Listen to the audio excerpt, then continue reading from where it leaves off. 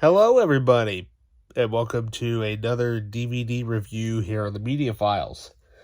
The question is, what do I pick? So many good choices.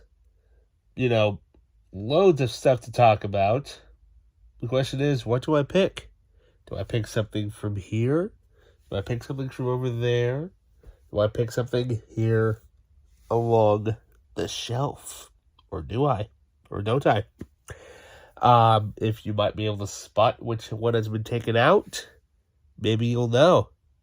Find out what we're going to talk about next here on the Media Files.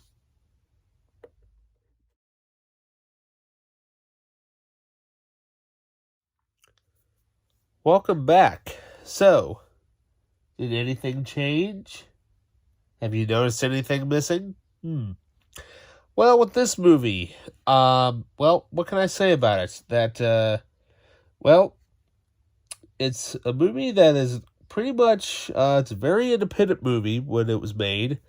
Fairly new release, but not only that though, it's kind of a movie that nobody really knew was even going to be made.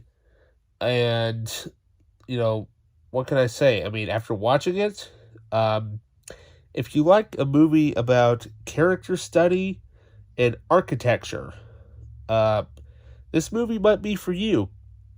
None of that though. Maybe one day we'll do a special location shoot video for this particular movie. And not only that though, it's very hard to find, especially because it's not out in, a local, like Walmart or Best Buy or anything like that. I just got lucky and managed to find a copy of it, brand new, sealed, at Goodwill, of all places. I'm like, cool. However, the movie's directed by an individual. I believe it's only his first movie. However, though, it does star one major actor from Hollywood. Pretty much best known for playing Sulu in the newer Star Trek movies. Yeah, John Cho stars in this movie, and filmed in a lot of local, locations throughout this town. I'm, of course, talking about John Cho in Columbus. Yeah, now this movie is basically about a architectural scholar who falls ill, and his son has to basically go to this small Midwestern town and basically, try to figure out, what does he do? Because basically it's his father that passes away, and he's trying to figure out, what do I do with my life? Because he has like a very kind of estranged relationship with him. Directed by his name, he goes by Kogonada.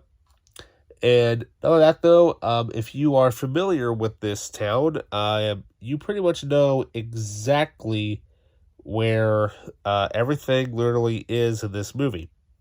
It's kind of interesting though as you watch it, you see things that mean one thing here in America, and other things that basically look exactly the same, but they are actually they mean something in Korean, for example.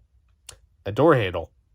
It's a door handle, and here in the States, and then the door handle means something else in Korean. Kind of interesting. But not only that, though, the film was shot a lot in. It was primarily the entire thing was shot in Columbus, Indiana, and if you know where the library is, a lot of the scenes were shot there while it was literally people were there. A lot of it's very very interesting movie, shot very very guerrilla style, very independent. And I think probably one of the coolest things about it is that does John Cho star in it, but Parker Posey also co-stars in this movie. Really, really good performance by her. And it really shows that how much range she can actually pull off as an actress, especially in a very low, budget independent movie such as this. Um, you can find this on Amazon. I'll post a link down below to find it. But like I said, it's a very interesting little independent movie. It runs like about an hour and 40 minutes, give or take. But is what can I say? It's a really, really good movie, and especially if you like literally just a movie about just people. That's basically kind of what this is. Like people, as in not like say Clerks, for example, but just everyday people that just like to look at things and see things, for what they possibly could be or are. Um, you know, just came with literally just one disc, obviously, because it's just the movie and a few little bonus features, which is not that much, but there's a commentary by John Cho and Haley Lou Richardson, who co-stars in the film. That's her there. Also, Columbus Story, a short film by Kodogana,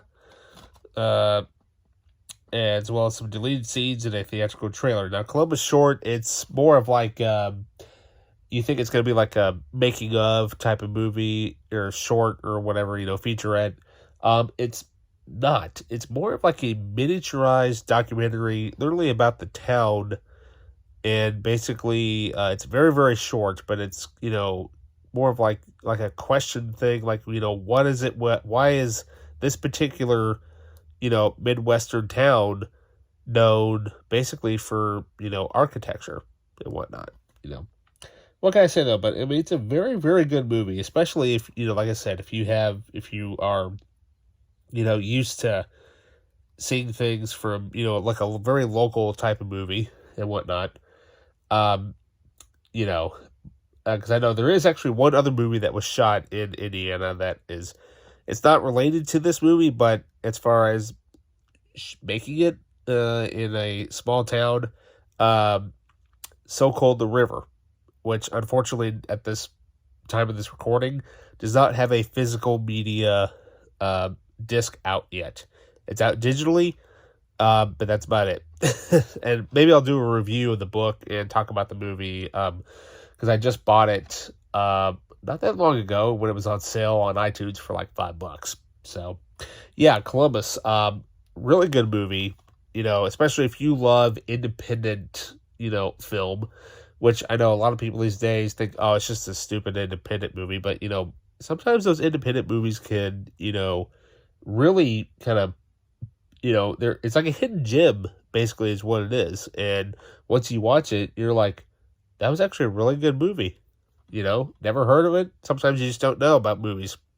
It doesn't need to be like a big name movie like, like 22 Jump Street or a Titanic or a Marvel movie or whatever. Sometimes these independent movies can really surprise people.